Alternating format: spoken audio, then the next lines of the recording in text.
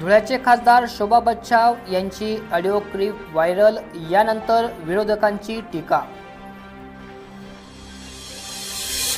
पुणे येथे कंपनीची भिंत कोसळून 1 जण ठार, 5 ते 6 जण जखमी, अनेक गाड्यांचे नुकसान।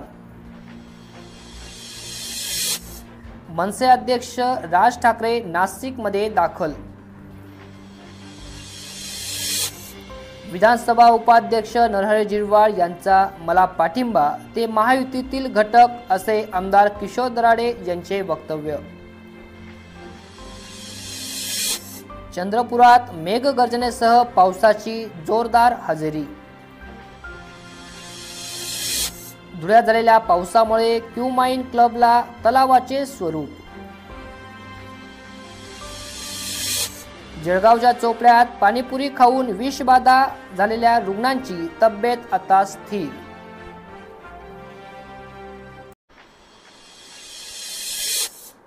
नमस्कार, मी विशाल गोसावी, आपण बघत आहात प्रबंधभूमी महाराष्ट्र न्यूज। प्रबंधभूमीच्या आजच्या विशेष बातमीपत्रामध्ये मी आपले सर्वांचे स्वागत करतो। चला तर सुरू करूया आजचे विशेष बातमीपत्र। पहिली बातमी येत आहे ती धुळे लोकसभा मतदारसंघातून। धुळे लोकसभा मतदारसंघातील खासदार शोभाताई बच्छाव यांची या ठिकाणी एक ऑडिओ क्लिप व्हायरल झाली आहे आणि या संदर्भात जो गदारोळ निर्माण झालेला आहे तो कशामुळे झाला आणि या सर्व घटनांवरती शोभाताई बच्छाव यांनी कशा पद्धतीने प्रतिक्रिया दिली आहे हे आपण बघणार आहोत। बघूयात। धुळे लोकसभा मतदारसंघाच्या खासदार डॉक्टर शोभा बच्छाव यांच्या संदर्भात मालेगाव येथील एका व्यक्तीने केलेल्या कॉलची एक क्लिप ही व्हायरल झाली आहे। या ऑडिओ क्लिप बाबत सोशल मीडियावरती खासदार शोभा बच्छाव यांच्यावर विरोधकांकडून मोठ्या प्रमाणात टीका केली जात आहे। बघूयात नेमकी व्हायरल झालेली जी ऑडिओ क्लिप आहे ती नेमकी काय आहे, ती काही सेकंद आपण ऐकूयात। हेलो, हाँ बता भाई बात। अस्सलाम वालेकुम। हाँ सलाम वालेकुम। हाँ ताई, मैं मालेगांव से मंसूर कारपोरेटर का भाई बोल रहा हूँ। हाँ नमस्ते। मेरी अम्मी का इंतकाल हो गया, गुजर गई है। हेलो ताई, मैं ये बोल रहा था कि हमने तुम्हारे लिए इतनी कोशिश करके तुमको 6 हल्के में से 5 हल्के में तुम हार गए थे। मालेगांव में हम लोग बहुत मेहनत, बहुत दुआ किए तुम्हारे वास्ते, रोजा रख के जो जो करना था करे और तुमको जिता के लाए। बराबर है ना ताई, वो है ना 1 करोड़ के ऊपर का माल है जानवर कॉटन मार्केट में। वो गेम कर दिए। आई, मैं ताई नहीं बोलूंगा, आई बोलूंगा। तुम सब पैसा ले लिए और निकालने के टाइम वो मिलिट्री बैठा दिए वहाँ। ताई, खुदा के वास्ते हमारी मदद करो, हमने तुमको जिताया ना। नहीं, मैंने एसपी साहब से तुम मेरा फोन भी नहीं उठा रहे ताई। नहीं, क्या है ताई, देखो तुम मेरी माँ है ताई, तुम मेरी माँ है, तुम कुछ भी करो, मेरे बहुत कसट का पैसा रहता ताई, हम सूद ब्याज का नहीं करते। नहीं, मैंने एसपी साहब से भी बात की, भारती साहब से भी बात की है। अरे तो वो उधर के कौन लोग ताई, कुछ भी करो तुम, देखो हाँ, ताई, हाँ। तुम लोगों की ताई है, तुम मेरी आई है। मेरी आई को हमारे 2 साल हो गए, तुम मेरी आई है।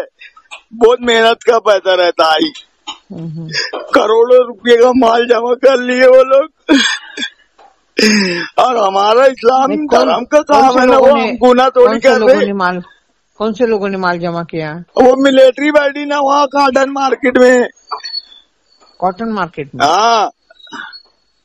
नहीं, कौन लोग है वो पुलिस अधिकारी, अब तुम समझो ना ताई। पुलिस अधिकारी, पुलिस लोग है ना। तुम बोल रहे एसपी से बात की है, मिलिट्री को कौन बुलाता? एसपी से मैंने बात किया है। क्या तो बोल रहे हो? कि मैं भारतीय साहब जो है अनिकेत भारती, हाँ, तो क्या बोल रहे हो? ऐसा बोल रहे, क्या बोल रहे हो?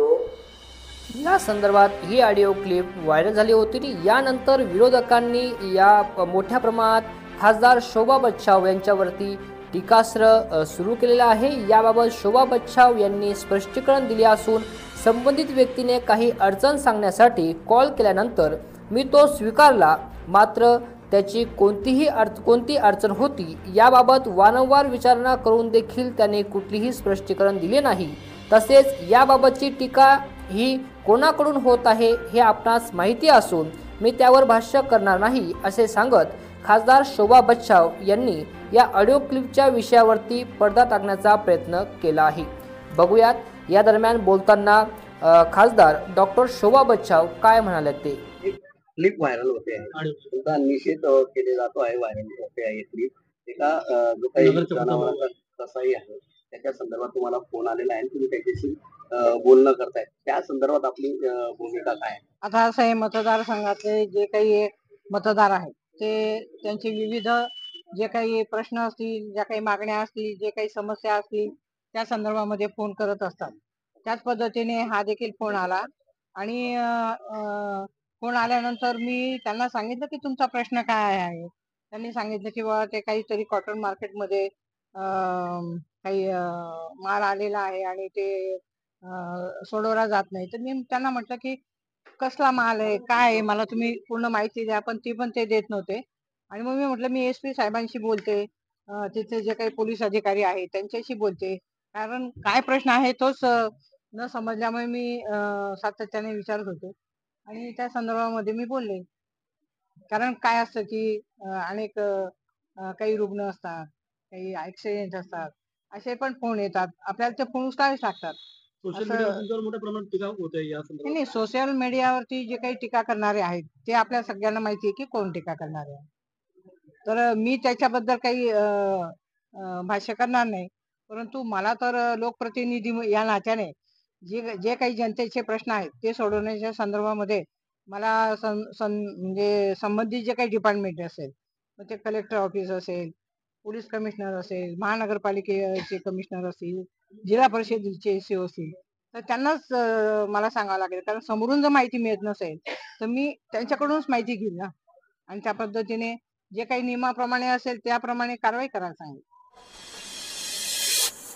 पुढील बातमी येत आहे ती पुणे या ठिकाणून. पुण्यामध्ये एका कंपनीची भिंत कोसळून त्यामध्ये काही जणांचा या ठिकाणी मृत्यू झाला आहे, तर काही ठिकाणी काही जण गंभीर जखमी आहेत. याबाबत सविस्तर माहिती अशी की पुणे जिल्ह्याच्या औद्योगिक क्षेत्र असलेल्या सणसवाडी या ठिकाणी एका औद्योगिक कंपनीची भिंत कोसळून एक जण ठार तर 5 ते 6 जण या ठिकाणी जखमी झाल्याची प्राथमिक माहिती असून यामध्ये 2 4 व्हीलर यासह 7 ते 8 2 व्हीलर वाहने यामध्ये नुकसान झाले आहे. या घटनेची माहिती मिळताच आमदार अशोक पवार यांनी या ठिकाणी घटनास्थळी भेट दिली आहे.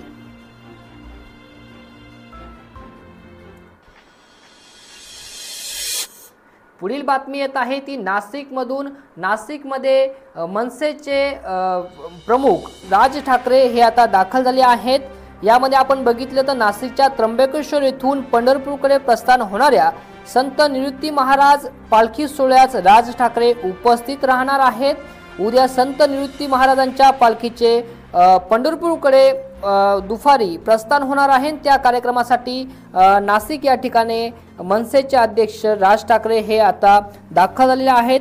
राज ठाकरे यांचा नाशिकमध्ये 2 दिवसीय हा धार्मिक दौरा आहे आणि राज ठाकरे यांचा दौरा नाशिकमध्ये असल्यामुळे जे पदाधिकारी आहेत त्यांच्यामध्ये मोठा उत्साह बघायला मिळत आहे. कार्यकर्ते पदाधिकाऱ्यांकडून राज ठाकरे यांचं जोरदार स्वागत हे करण्यात आलेलं आहे.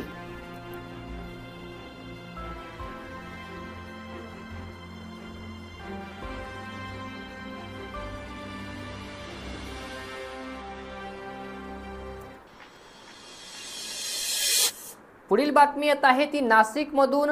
नाशिकचे दिंडोरी मतदारसंघाचे आमदार आहेत नरहरी झिरवाळ आहेत संदीप गुळवे यांनी त्यांची भेट घेतली आणि त्यानंतर नरहरी झिरवाळ यांचा संदीप गुळवेंना पाठिंबा आहे अशा चर्चा सुरू झाल्या होत्या. त्यानंतर आमदार किशोर दराडे यांची प्रतिक्रिया या ठिकाणी येत आहे की विधानसभा उपाध्यक्ष नरहरी झिरवाळ यांचा मलाच पाठिंबा आहे आणि ते महायुतीतील घटक आहेत असं या दरम्यान आमदार किशोर दराडे यांनी म्हटलेलं आहे.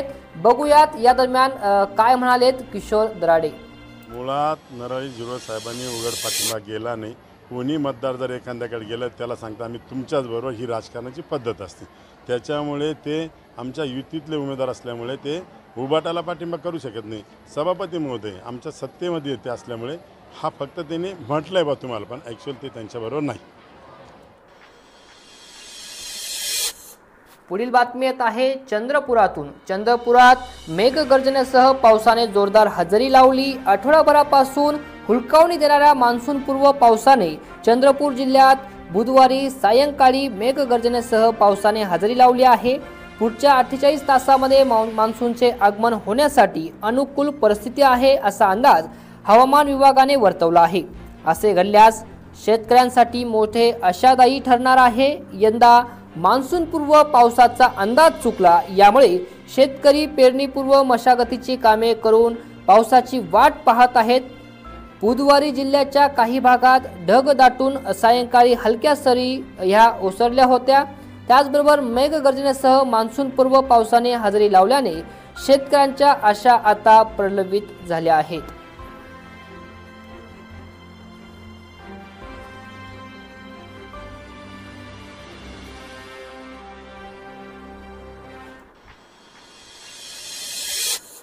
पुढील बातमी येत आहे ती धुळेमधून। धुळ्यामध्ये झालेल्या पावसामुळे क्यू माइन क्लबला तलावाचे स्वरूप आलेले आहे। धुळे शहरात गेल्या काही वेळापूर्वीच दमदार पावसाने हजेरी लावली होती आणि या झालेल्या पावसामुळे शहराच्या विविध भागामध्ये पाणी साचले असून शहरातील क्यू माइन क्लब येथे देखील पाणी साचले आहे।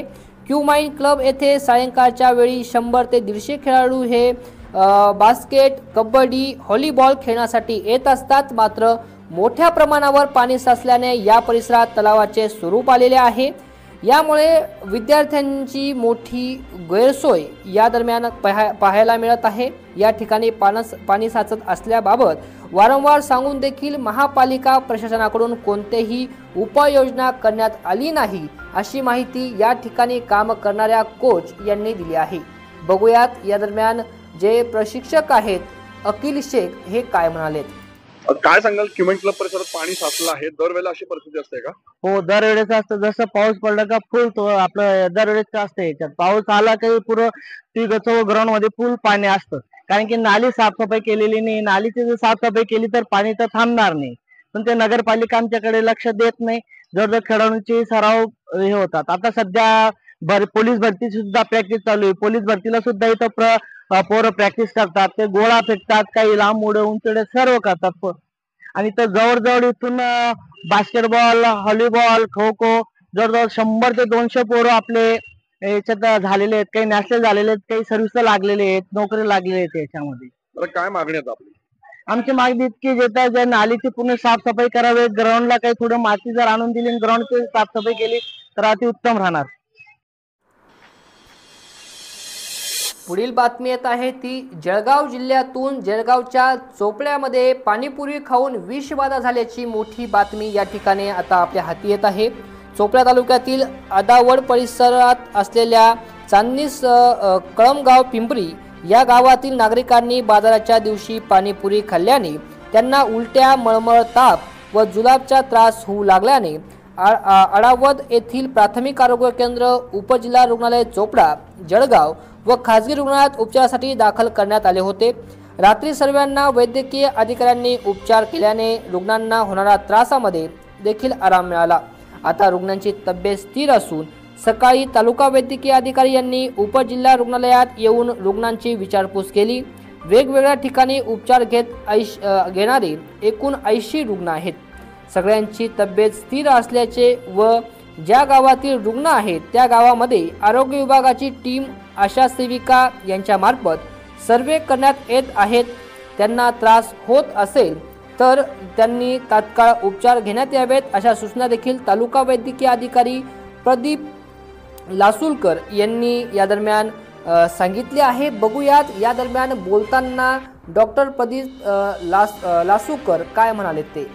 कमळगाव, चांदणी, पिंपरी तसेच काही प्रमाणात मितावली या गावातील जे रुग्ण प्राथमिक आरोग्य केंद्र आडावद येथे काल संध्याकाळनंतर दाखल व्हायला लागले मोठ्या प्रमाणामध्ये। यामध्ये जवळपास 70 ते 80 रुग्ण प्राथमिक आरोग्य केंद्र आडावद या ठिकाणी दाखल झाले होते। त्या रुग्णांना प्राथमिक आरोग्य केंद्र आडावद या ठिकाणी प्राथमिक उपचार करण्यात आले। काही रुग्णांची प्रकृती त्रास जास्त असल्यामुळे त्यांना उपजिल्हा रुग्णालय चोपडा तसेच सिव्हिल हॉस्पिटल जळगाव या ठिकाणी संदर्भित करण्यात आले। अडावत प्राथमिक आरोग्य केंद्र येथे अडावत येथील टीम तसेच तालुक्यातील इतर आरोग्य पथक रुग्णांवर लक्ष ठेवून असून सध्या परिस्थिती नियंत्रणात आहे. प्राथमिक माहिती घेतली असता ज्या सर्व रुग्णांना त्रास होत आहेत त्यांनी सोमवारच्या बाजारामध्ये पाणीपुरी खाल्ल्याची सर्वांची हिस्ट्री आहे. त्यामुळे प्राथमिकदृष्ट्या काहीतरी दूषित पदार्थ खाण्यामधून हा त्रास जाणवत असल्याचे लक्षात येत आहे. तरी आरोग्याची टीम या सर्व गोष्टींवर लक्ष ठेवून आहे. त्याचप्रमाणे ज्या गावामध्ये बाधित गुन्हा आढळून आलेले आहेत त्या गावामध्ये आपल्या आरोग्यसेवक आशा सेविका यांच्यामार्फत सर्वेक्षण पण करण्यात येत असून नागरिकांमध्ये जनजागृती करण्यात येत आहे. तरी कोणी घाबरून न जाता त्वरित आपल्या उपचार करून घ्यावा असे मी आरोग्य विभागाच्या वतीने आवाहन करतो. दादा अजून काही रुग्ण वाढले? या होत्या आपल्या टॉप 7 बातम्या. आजचं आपण बातमीपत्र बघितलं असेल. याच प्रकारे रोज आपण महाराष्ट्रभरातील महत्त्वाच्या 7 बातम्या, टॉप 7 बातम्या या ठिकाणी या बातमीपत्रात घेत असतो. महाराष्ट्रभरातून जे काही महत्त्वाचे अपडेट्स आहेत ते आपल्यापर्यंत जलद गतीने पोहोचावेत या दृष्टिकोनातून हे बातमीपत्र आपण सादर करत असतो. याच पद्धतीने जर आपण हे बातमीपत्र रोज बघण्यास इच्छुक असाल तर नक्कीच, आणि त्याच पद्धतीने आपल्या ज्या महत्त्वाच्या बातम्या आहेत त्या आपल्या थेट मोबाईलवरती व्हिडिओ स्वरूपात मिळवण्यासाठी आपल्या चॅनलला सबस्क्राईब करायला विसरू नका. आणि त्याच पद्धतीने आपल्याकडे तर स्मार्टफोन असेल तर नक्कीच आपण या ठिकाणी प्लेस्टोरवरती जाऊन प्रबंधवी न्यूज सर्च करा आणि प्लेस्टोरवरील प्रबंधवी न्यूज ॲप्लिकेशन डाउनलोड करा. आणि या ॲप्लिकेशनच्या माध्यमातून ज्या क्षणाक्षणाच्या अपडेट्स आहेत, घडामोडी आहेत, बातम्या आहेत ते थेट आपल्याला आपल्या मोबाईलवरती बघवायला मिळणार आहेत, वाचायला मिळणार आहेत. आणि त्याच पद्धतीने प्रबंधवी.com ही वेबसाईट देखील प्रकाशित केलेली आहे. आणि प्रबंधवीच्या विशेष ज्या न्यूज आहेत ते काही लेख आहेत, त्याच पद्धतीने क्षणाक्षणाच्या अपडेट असलेल्या टेक्स्ट स्वरूपात काही लिखित स्वरूपात काही बातम्या आहेत त्या बातम्या थेट आपल्याला या वेबसाईटवर देखील वाचायला मिळणार आहेत. नक्कीच आपण प्रबंधवी.com या वेबसाईटला भेट द्या आणि त्याच पद्धतीने प्लेस्टोरवरून प्रबंधवी न्यूज ॲप्लिकेशन डाउनलोड करून आपण प्रबंधवीच्या बातम्या प्रत्येक क्षणाक्षणाचे अपडेट मिळवू शकतात. आणि त्याच पद्धतीने प्रबंधवी चॅनलला सबस्क्राईब करून जे व्हिडिओ बातम्यांचे अपडेट्स आहेत ते लगेच आपल्यापर्यंत पोहोचवण्यासाठी या ठिकाणी प्रबंधवी तत्पर आहे. पुन्हा भेटूया याचप्रमाणे बातमीपत्राच्या स्वरूपात. त्याच पद्धतीने काही विश्लेषण असतील, काही चर्चासत्र असतील, काही महत्त्वाच्या बातम्या असतील, काही लाईव्ह अपडेट्स असतील, हे संपूर्ण बघण्यासाठी प्रबंधवी चॅनल सबस्क्राईब करा. धन्यवाद.